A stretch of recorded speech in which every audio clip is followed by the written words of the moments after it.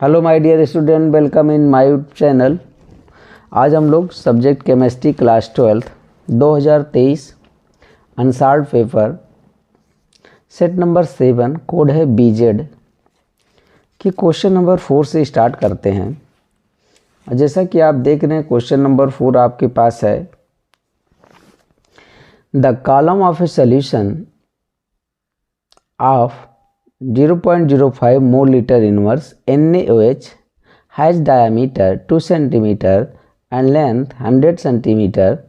The resistance of column of solution is 5.55 into 10 की power 3 ohm. Calculate its resistivity, conductivity and molar conductivity.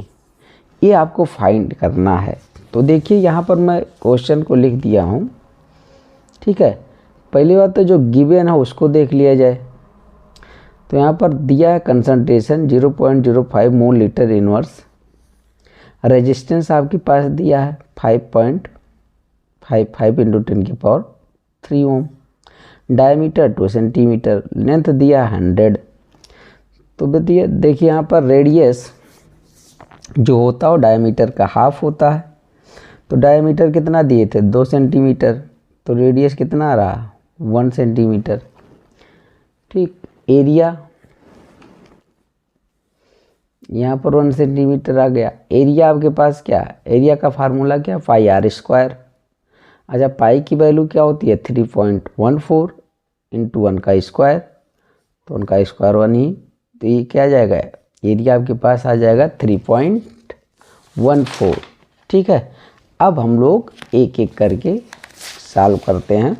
Resistivity जिसे आप kappa बोलते नहीं, resistivity को रो बोला जाता है, ठीक है, या स्पेसिफिक रेजिस्टेंस आप इसे बोलते हैं।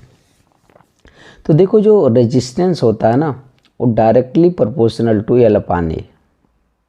प्रोपोर्शनलिटी का साइन हटाया, रो आ गया, यही रेजिस्टिविटी है। और रो को आप निकालना है तो R/A/L आ गया। बस रेजिस्टेंस आपको पता है, एरिया पता है, लेंथ पता है, तो इस फार्मूले में रख दीजिए। तो आप यहाँ पर देखो फार्मूले में रखेंगे जब आप 5.55 इंटू 10 की पावर 3 और इंटू 3.14 है ये, ठीक है। तो देखो मैं यहाँ से पॉइंट हटा रहा हूँ, यहाँ से पॉइंट हटाया तो यहाँ 100 लिख दिया, ठीक है, 2 जीरो नीचे लिखा, और यहाँ से भी पॉइंट हटाया तो 2 जीरो नीचे लिखा। अब अच्छा, इसको मैं जो कर रहा हूँ, मैं आपके पास 6 जीरो है ना नीचे, तो मैं ऐसे लिख रहा हूँ, 3 जीरो को ऐसे लिख लिया और 3 को मैंने 10 के पावर 3 लिख लिया। अब इसको और इसको कैंसिल कर दिया, ठीक है। अब यहाँ से इसको दोनों को मल्टीप्लाई करना है। मल्टीप्लाई करने पर यह आता 174270। अब यहाँ से आप 3 डेसिमल बाद आप मतलब 3 डिजिट बाद डेसिमल लगाएंगे, 1 2 3 यहाँ पर लगाएंगे, तो ये आपके पास आ जाएगा 174.27 ओम सेंटीमीटर, ठीक है, ये आ जाएगा। तो हम लोगों ने रेजिस्टिविटी निकाल लिया है। अब हमें देखना है कंडक्टिविटी, जो कप्पा आप कहते हो, स्पेसिफिक कंडक्टेंस। ये रेजिस्टेंस का इन्वर्स होता है, तो 1/रो होता है, रो ने आपने निकाल लिया है, तो बस 1/A वैल्यू पूरा रख दीजिए, तो आपके पास आ जाएगा कप्पा, ठीक है। और यूनिट क्या हो जाएगा, ओम इनवर्स सेंटीमीटर इनवर्स। चलिए देखते हैं मोलर कंडक्टिविटी। मोलर कंडक्टिविटी का फार्मूला क्या है बेटा, कप्पा इंटू 1000/C कंसंट्रेशन, और कंसंट्रेशन दिया था कितना आपके पास, यहाँ गिवन था कंसंट्रेशन 0.05 मोल-liter इनवर्स ना, तो ये मैं लिख रहा हूँ। तो इस पहले तो कप्पा को कर लो कॉपी, ये पूरा मैंने यहाँ लिख लिया, इंटू 1000 इस फार्मूले के अकॉर्डिंग कंसंट्रेशन लिख लिया। अब देखो आप, ये मैंने किया कि यहाँ से ये पॉइंट हटाया, ठीक है, तो यहाँ 2 जीरो ले गए ऊपर। अच्छा, यहाँ पर देखोगे तो आपके पास 6 डिजिट है ना, तो यहाँ पर ये जब पॉइंट हटाया तो मैंने 6 जीरो नीचे लिखा, ठीक। अच्छा, यहाँ से ये 2 जीरो कैंसिल, फिर ये 3 जीरो कैंसिल, बचा 10 ना, ये 10 बचा। तो बस अब उसके बाद ये बचेगा 5738 अपॉन 5 इंटू 10। ठीक, यहाँ पर इसको आप डिवाइड कर दीजिए 5 से, तो डिवाइड करोगे तो इतना आएगा और फिर एक डेसिमल इधर आ जाएगा। ठीक है, बाईं तरफ आ जाएगा, तो आपके पास क्या हो जाएगा 114.76 ohm inverse centimetre square mole inverse molar conductivity आ जाएगा। चलिए अब हम लोग देखते हैं इसका बी पार्ट। बी पार्ट में क्या कह रहे हैं इसको देख लीजिए।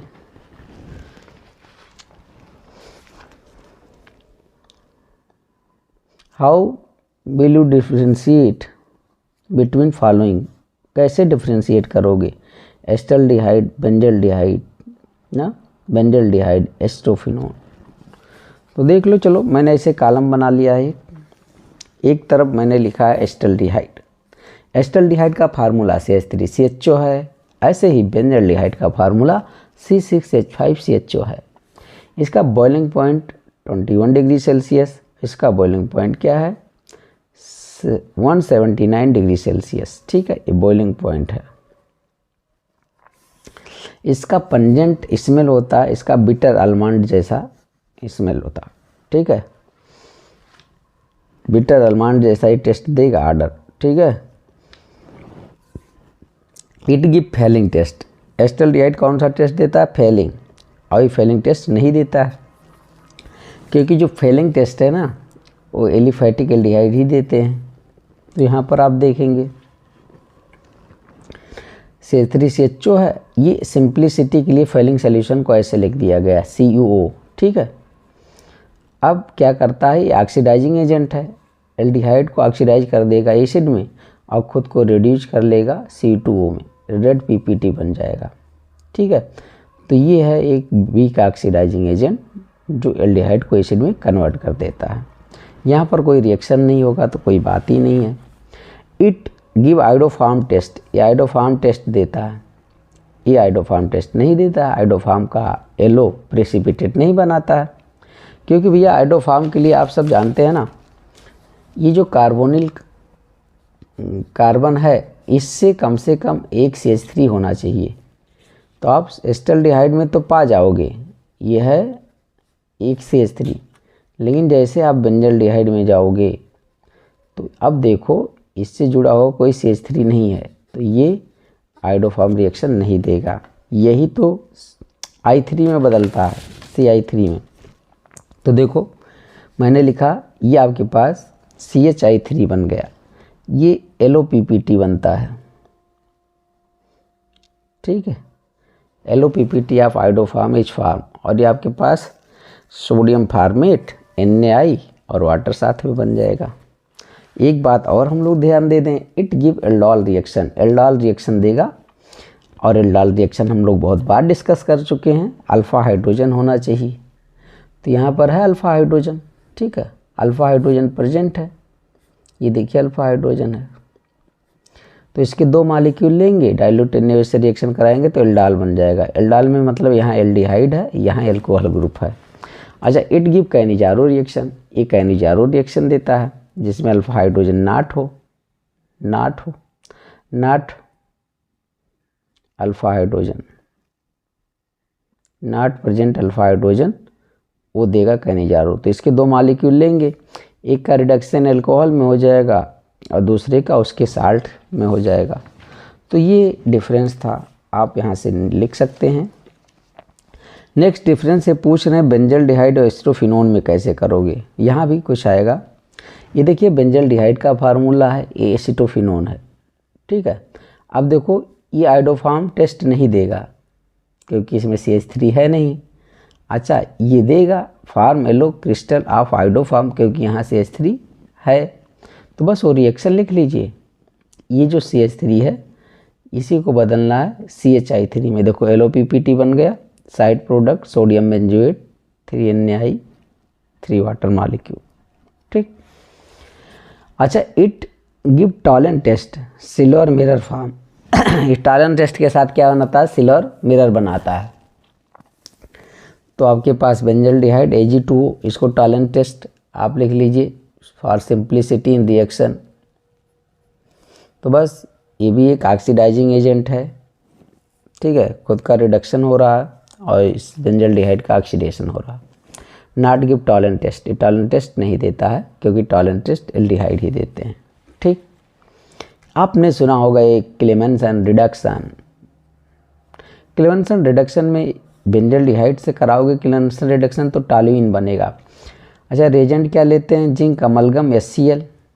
ठीक है, देखो यहाँ पर आपके पास 4 हाइड्रोजन है तो यहाँ से 2 हाइड्रोजन उठाओ और 1 ऑक्सीजन, वाटर बाहर कर लो, 2 हाइड्रोजन बचा है तो इसको दे दो, तो ये बन जाएगा CH3। ठीक है, तो ये बन गया टॉल्यूइन। नेक्स्ट आपके पास आते हैं, जब हम लोग इसका क्लेमेंसन रिडक्शन करते हैं तो एथिल बेंजीन बनता है। ठीक है, यहाँ फिर से मैं वही काम कर रहा हूँ, 2 हाइड्रोजन लिया यहाँ से, 1 ऑक्सीजन, वाटर बाहर और 2 हाइड्रोजन यहाँ दे दिया, तो ये CH2 हो जाएगा और ये बन जाएगा एथिल बेंजीन। मिला जुला करके ना ये जो डबल बॉन्ड होता है क्लेमेंसन रिडक्शन में, ये चेंज हो जाता है ऐसे, देखो ये CH2 में चेंज हो जाता है, ये ऑक्सीजन बाहर जाता है और 2 हाइड्रोजन यहाँ पर आ जाता है इसकी जगह पर। ठीक है, एल्केन बनता है, हाइड्रोकार्बन आप बोल सकते हैं कि हाइड्रोकार्बन बनता है। ठीक, तो ये हो गया आपके पास। अब इन्होंने दिया है सी पार्ट में, राइट स्ट्रक्चरल फार्मूला, फ्रक्टोज का फार्मूला लिखना है। How is it different from glucose से, कैसे डिफरेंट है ये। तो पहली बात, फार्मूला फ्रक्टोज आपके पास आ जा रहा है। स्ट्रक्चरल फार्मूला, स्ट्रक्चर मैंने बना दिया ऐसे। मॉलिक्यूलर फार्मूला C6H12O6, एक कीटो हेक्सोज शुगर है। कीटो हेक्सोज ये कीटोन ग्रुप है ना, आप यहाँ पर दिखा सकते हैं, ये कीटोन ग्रुप है भैया। ये क्या है? Ketone group, ketone group present है। इसको नंबरिंग करो, 1 2 3 4 5 6 कार्बन है तो हेक्सोज। और देखिए यहाँ पर ये क्या साइन, क्या नेगेटिव है यहाँ पर, तो D- फ्रक्टोज। हावर्थ स्ट्रक्चर इसका बना लो, इसका बना लो क्या? Haworth structure.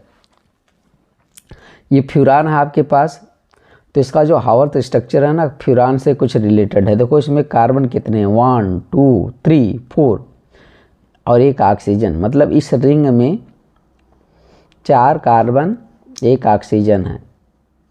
ठीक है, तो जो मेरा यहाँ पर हावर्थ स्ट्रक्चर बन रहा उसमें भी वही है। देखो ये रिंग को देखो ध्यान से, ये आपके पास जो पेन चल रहा है ये देखिए फिर से एक बार और। ठीक है, तो यहाँ आपके पास रिंग में कितने मिलेगा, 1 2 3 4, 4 कार्बन मिलेगा, 1 ऑक्सीजन, तो इसी से रिलेटेड है। लेकिन फ्रक्टाइजोन में तो 6 कार्बन है, तो हम लोग देखेंगे यहाँ पर कार्बन नंबर 2, इस पॉइंट को ध्यान दीजिएगा। ये CH2OH है जो आपने ये लिखा था। ठीक है, CH2OH। और दूसरा आपके पास क्या होता है, ये देखो नीचे यहाँ OH कर दिया गया है, तो ये क्या हो जाएगा, अल्फा D। ठीक है, माइनस फ्रक्टोफ्यूरानोज फॉर्म। तो बस यहाँ पर दूसरे पर इधर, फिर तीसरे पर ऊपर, चौथे पर नीचे, और ये आपके पास 5वां कार्बन है, 6वां यहाँ पर है। तो इस प्रकार से है अल्फा D माइनस फ्रक्टोफ्यूरानोज। यहाँ पर बीटा D देखोगे तो बीटा, ये कार्बन नंबर 2 ही पर केवल चेंज है, इसमें OH नीचे की तरफ था, अब यहाँ OH ऊपर है। ठीक है, तो इस प्रकार से आप कर दोगे तो बीटा फॉर्म बन जाएगा। ठीक है, तो ये है आपके पास। ये आप यहाँ पर हम लोग देखेंगे स्ट्रक्चर ऑफ ग्लूकोज। ये एल्डोहेक्सोज है, इसमें भी 6 कार्बन है, 1 2 3 4 5 6।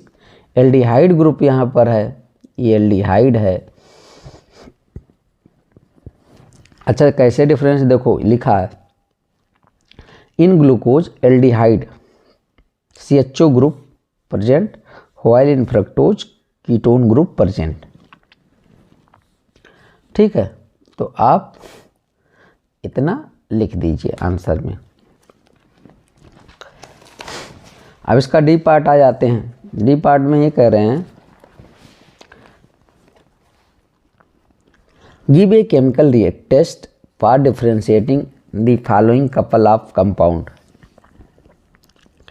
सेकेंडरी अमीन और टर्सरी अमीन को कैसे आप डिफ्रेंशिएट करेंगे, इसके लिए कोई टेस्ट दीजिए। तो हिंसबर्ग रिएजेंट आपने जानता होगा, ठीक है। तो पहली बात तो जो सेकेंडरी अमीन है RN ऐसा रिप्रेजेंट करेंगे। टर्सरी अमीन में नाइट्रोजन से तीनों कार्बन अटैच होते हैं।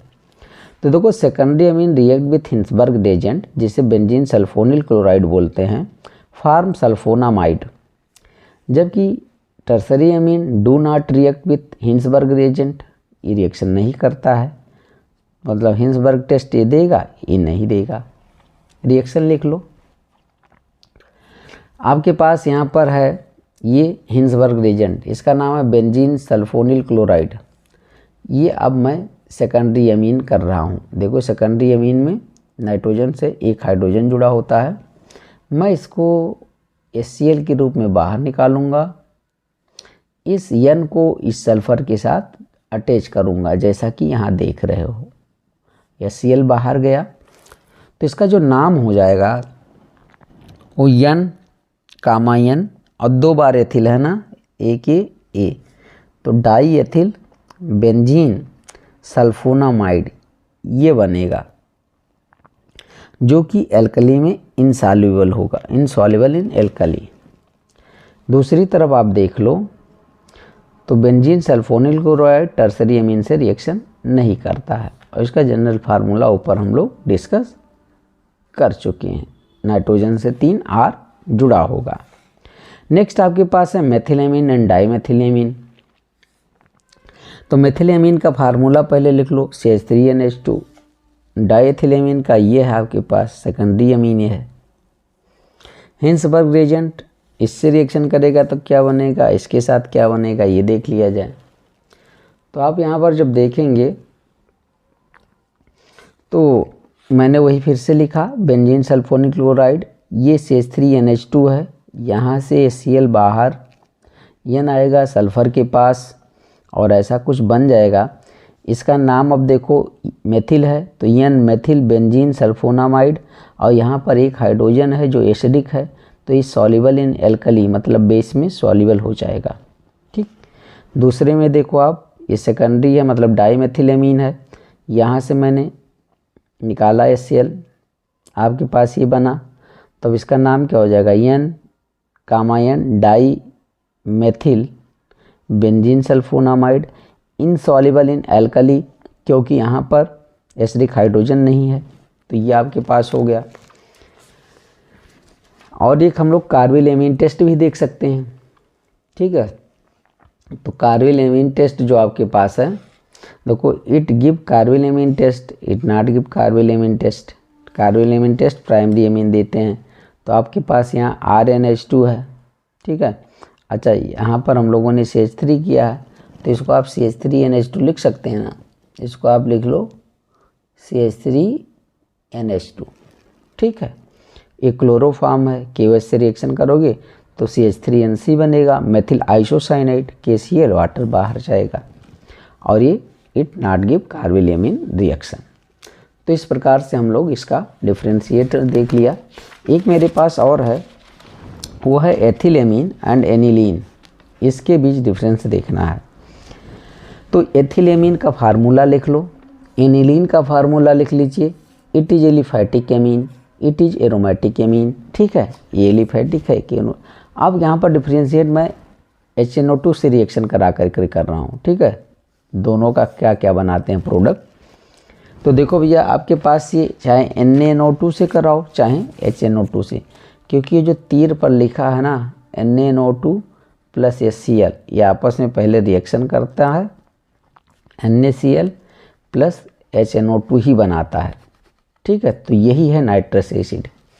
चलो यहाँ पर अच्छा एथिलेमीन दिए हैं तो मैंने एथिलेमीन कर दिया। ये देखो C2H5, इसको C2H5 कर लीजिए, HNO2 से रिएक्शन करेगा तो ये बनाएगा एल्किल डाइजोनियम साल्ट। अच्छा यदि आपने C2H5 कर लिया तो यहाँ भी C2H5 होना चाहिए ना। अब इसको मैं काट नहीं रहा हूँ, आप इसको लिख लीजिए C2H5, R की जगह पर क्या लिखोगे C2H5N2 प्लस Cl माइनस। ये अनस्टेबल बनेगा एथिल डाइजोनियम साल्ट। जैसे इसमें पानी में आप मिलाओगे वैसे ये टूट जाएगा और ये बनाएगा अल्कोहल C2H5OH, एथिल अल्कोहल बन जाएगा, N2 बाहर HCl। ठीक है, कैसे देखो इसको तो ना अब C2H5 मान लियो हो ना, तो देखो C2H5 और इस वाटर का H+OH में टूटता है ना, इसको कर लो H+OH-, तो इसका जो OH है इस C2H5 के पास जाएगा तो C2H5OH बन जाएगा। अच्छा N2 बाहर चला गया, इसका एक H, इसका Cl बाहर। तो इस प्रकार से आप रिएक्शन को देख लीजिए। तो आपके पास यहाँ पर बन जाएगा क्या, अब एनिलीन से जैसे आप रिएक्शन कराओगे NaNO2 HCl के पास, तो आपके पास बन जाता है बेंजीन डाइजोनियम क्लोराइड। देखिए NaNO2 और HCl ये आपके पास ऐसे ही तो बनाता है, HNO2 ही बनाएगा। तो HNO2 से रिएक्शन हम लोग कर रहे हैं। अब देखो मेरे पास ये आ रहा, ठीक है। अब मैं क्या कर रहा हूँ, देखिए यहाँ 2 ऑक्सीजन है कि नहीं, 2 ऑक्सीजन है और यहाँ से 2 हाइड्रोजन और यहाँ से तो 4 हाइड्रोजन है, तो 2 हाइड्रोजन मतलब ये 2 वाटर मॉलिक्यूल बाहर जाएगा। ठीक है, अच्छा इसका एक Cl बचा है, ठीक है, और 2 Cl बचा है ना, तो इसका एक Na एक Cl, NaCl बाहर जाएगा और एक नाइट्रोजन 2 नाइट्रोजन हो जाएगा और एक Cl यहाँ से। ठीक है, तो ये बन जाएगा बेंजीन डाइजोनियम क्लोराइड। अब आपके पास देख रहे होंगे हम लोग अगला क्वेश्चन अब देखते हैं। ये आपके पास क्वेश्चन है, इसको पढ़ लीजिए। क्वेश्चन नंबर 5 का 1 पार्ट स्टार्ट हो गया है। तो देखो आपके पास है, what do you understand bye elevation in boiling point of a liquid is 350 Kelvin on dissolving 2.0 gram of non-volatile solute in 100 gram liquid.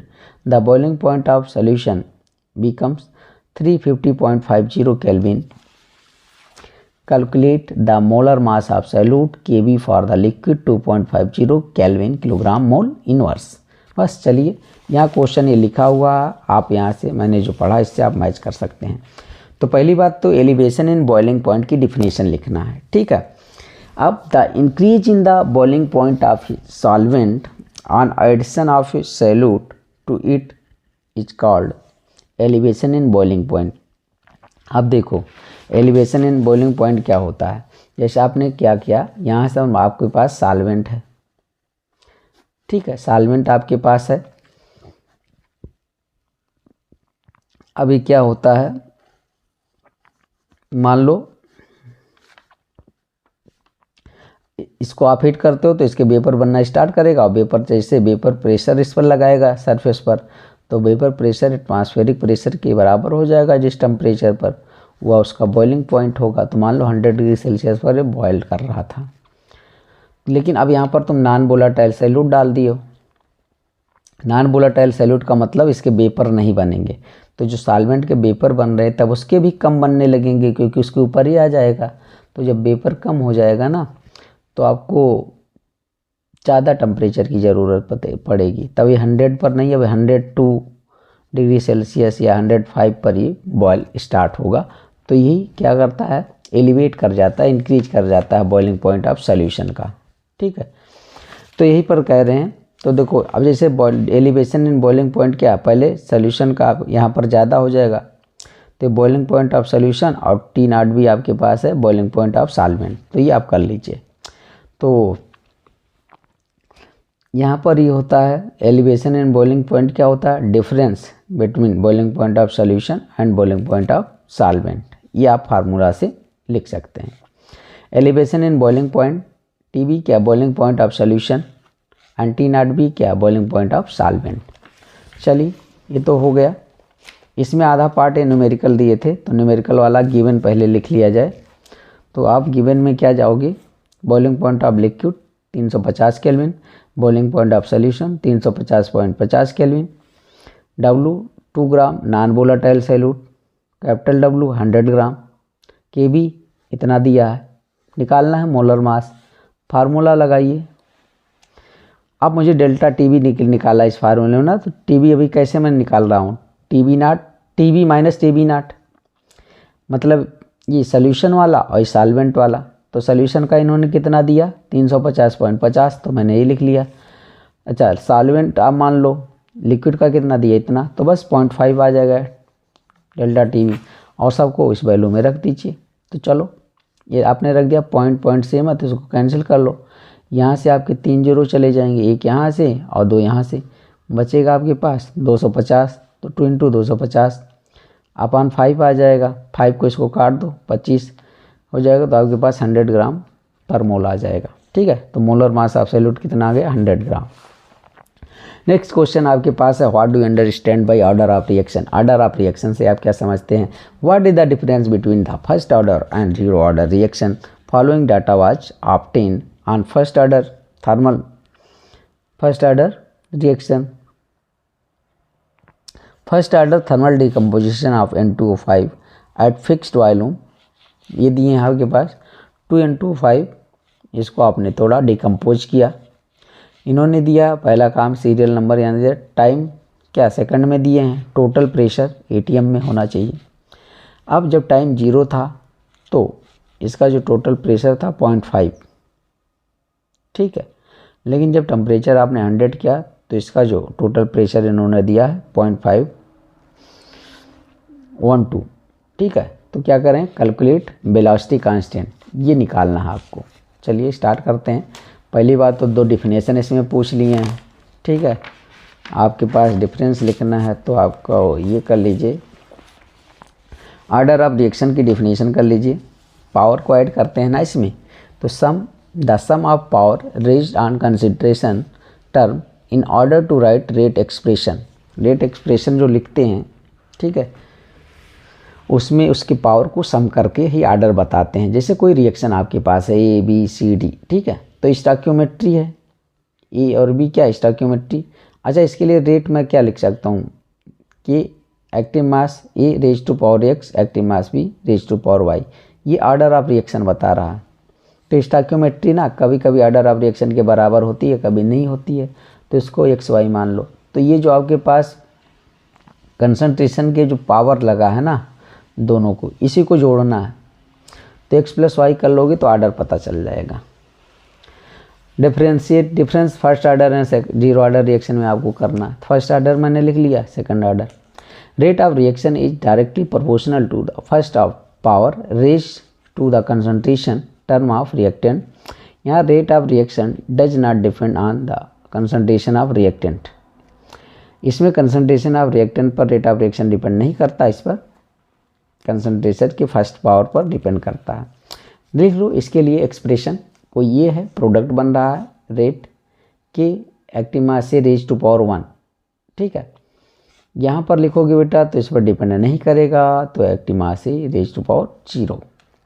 Unit देख लिया जाए, unit of rate mole litre inverse second inverse, unit of rate constant second inverse, क्योंकि unit of की मतलब rate constant depend on order of reaction.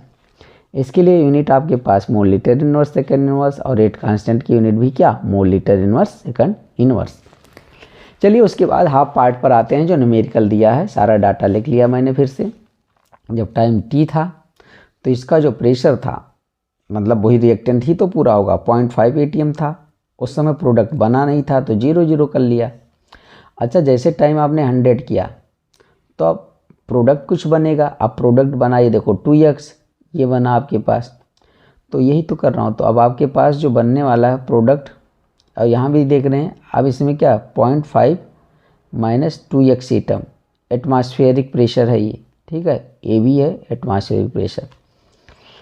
तो आपके पास अब total pressure, मतलब प्रेशर एट टाइम T क्या हो जाता है, N2O5 + N2O4 + O2, इसके सबके प्रेशर को ऐड कर लीजिए। तो 0.5 - 2x ये आ जाता है जब T आपने 100 किया, 2x आपको मिलता है, और AX, इसको कैंसिल कर दो, आपके पास ये बचेगा। ठीक है, अब यहाँ से x निकाल लीजिए, तो PT - 0.5। अच्छा, अब N2O5 का जो प्रेशर है वो हम निकालेंगे 0.5 - 2x, x की वैल्यू है ना, इसको रखेंगे यहाँ पर PT को, PT माइनस 0.5 को, तो मैंने बस x को यहाँ पर रख लिया। इसको सॉल्व करेंगे तो ऐसा मिल जाएगा, इसको इधर लाओ तो 1.5 हो जाएगा -2 PT। अब मेन बात पर आते हैं।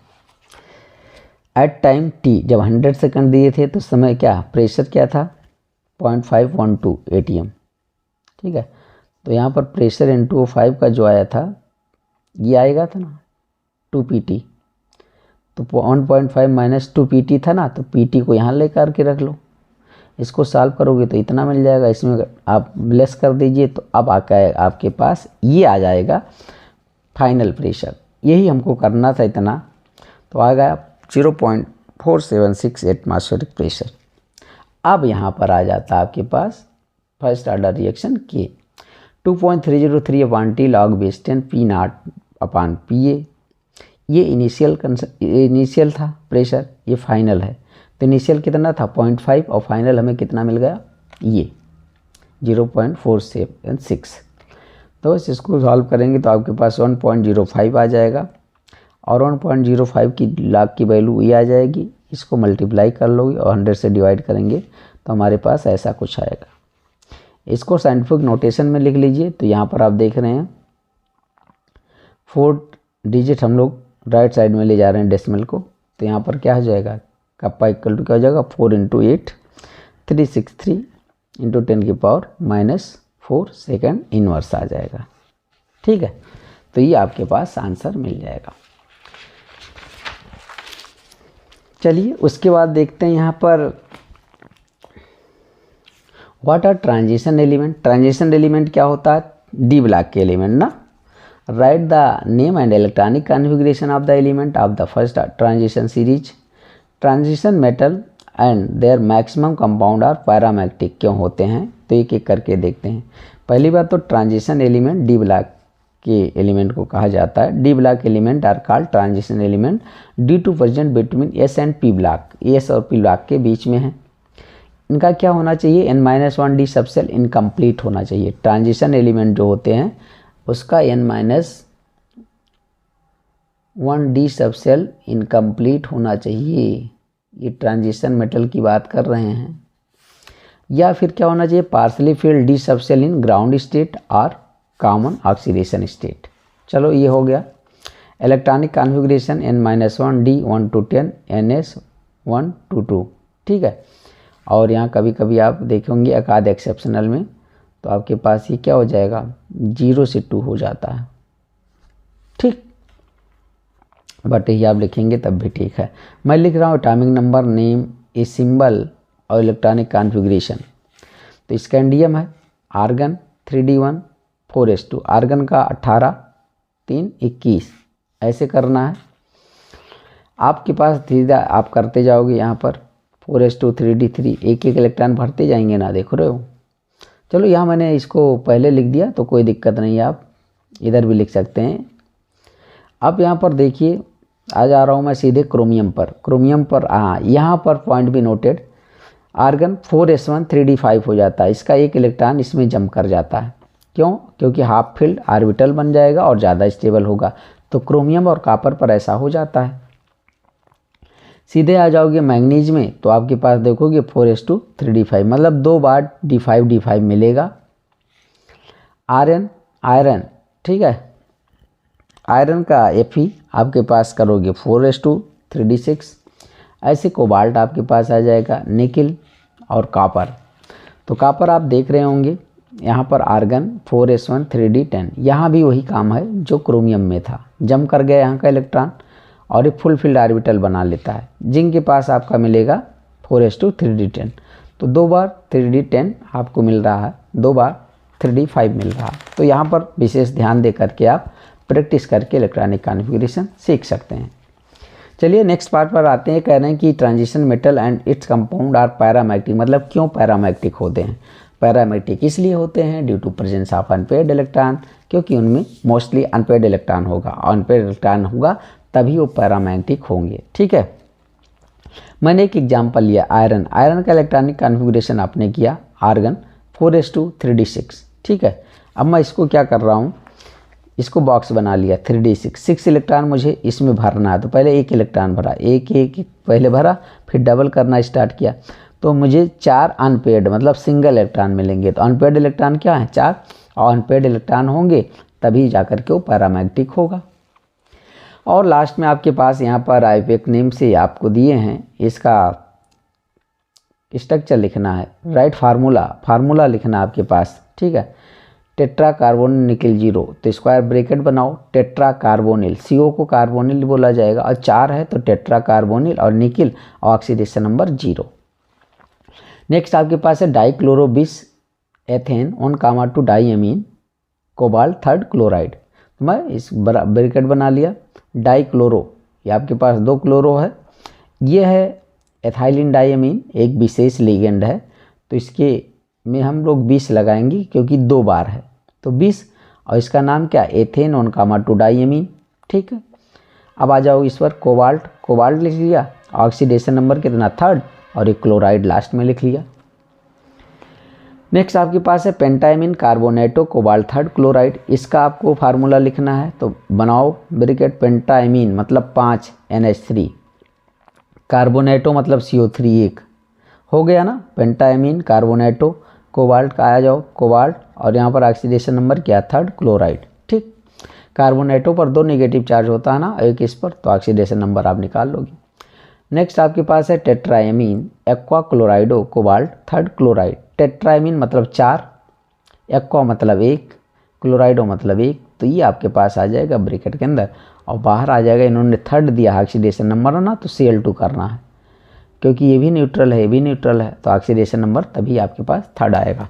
Thank you for watching this video.